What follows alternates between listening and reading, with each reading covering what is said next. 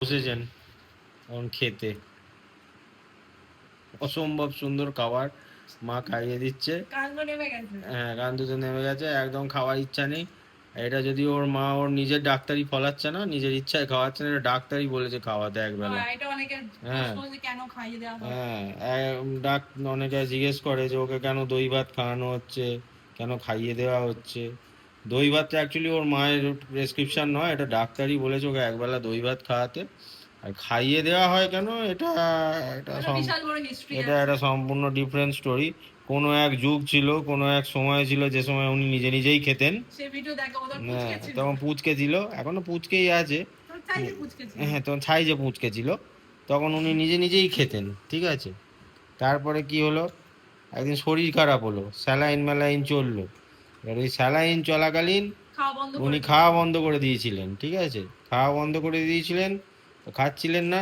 তো সেই ডাক্তারই বললো যে হ্যান্ড ফিট করাও, যা হোক করে এখন খাওয়াতেই হবে, হ্যান্ড ফিট করাও, না খেলে জোর করে খাওয়াও। তো সেই যে খাওয়ানো ধরা হলো, ব্যাস। হ্যাঁ, তাও খাবে না। আমার হ্যাঁ, ওর নিজের খাওয়ার প্রতি কোনো ওর ইন্টারেস্ট নেই। আমরা খেতে যেগুলো খাবো সেগুলো নিজে থেকে খাবে, যদি ওকে দেওয়া হয় তো, ঠিক আছে। কত লোক কত রকম মেডিসিন প্রেসক্রাইব করেছে, কতজন কত রকম মেডিসিন প্রেসক্রাইব করেছে, এই মেডিসিন খাওয়ান খিদে বাড়বে, দেখবেন নিজে থেকে খাবে।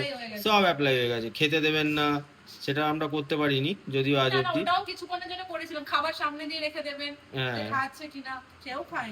কোনোভাবেই কোনো কিছু হয় না। আসল কথা, মালটা বহুত বড় সিয়ানা আছে। হ্যাঁ, মাল বুঝে গেছে, বুঝলে তো।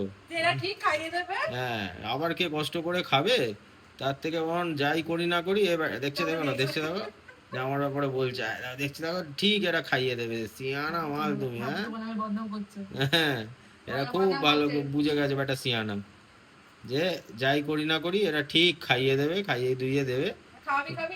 হ্যাঁ না, হ্যাঁ সেটাই। আমি রাজা বেটা আছি বাড়ির, আমার। হ্যাঁ, ঠিক আছে, ঠিক আছে।